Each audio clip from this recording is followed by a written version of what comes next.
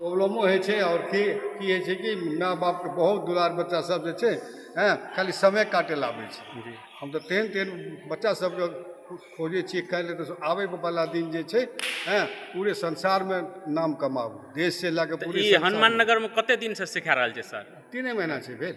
3 महीना भेल है। हाँ 3 महीना छै भेल छै, ताहि दुआरे जी अब सिखा रहल छियै।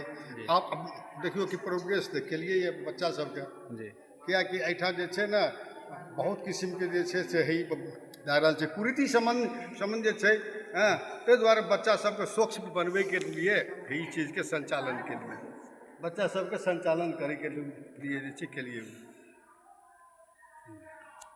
सबके। और लेडीज सबके तऽ लाबैके लिए बड़ी छै प्रॉब्लम छै, जी है ना।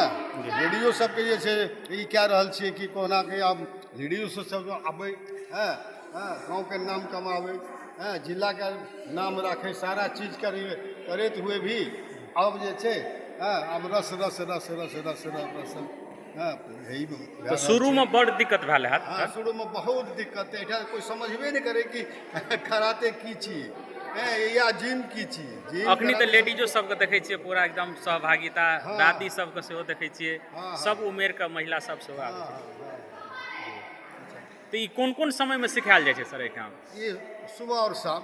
ये सुबह शाम दू हाँ टाइम। सुबह में जे छै ठीक 5:30 बजे से जे छै जी 5:30 बजे जे छै तो ये 8 बजे तक जे छै सबके ट्रेनिंग करबै छियै। जी। फिर शामो में जे छै 4 बजे से जे छै 4 बजे से 6 बजे तक करबै छियै।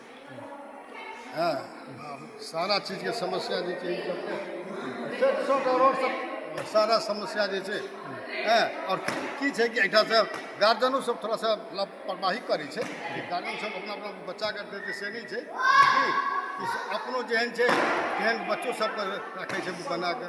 समस्या छै बहुत एकदम। आब कनि हमरो सबमे जे छै बच्चो सबमे सुधार एलै, एकटा सुधार अब ट्रैक पकड़ल जाइ छै। हाँ ट्रैक पकड़ल जाइ छै, डिसिप्लिन सिखाएल जाइ छै कि डिसिप्लिन की छियै, केना छियै, नहि छियै। डिसिप्लिन अगर बच्चा सबके नहि सिखेबै तऽ अथिए हेतै। तैयो एकटा कटाश करै छै बहुत लोक सब ई सब की हेतै, केना हेतै, नहि हेतै।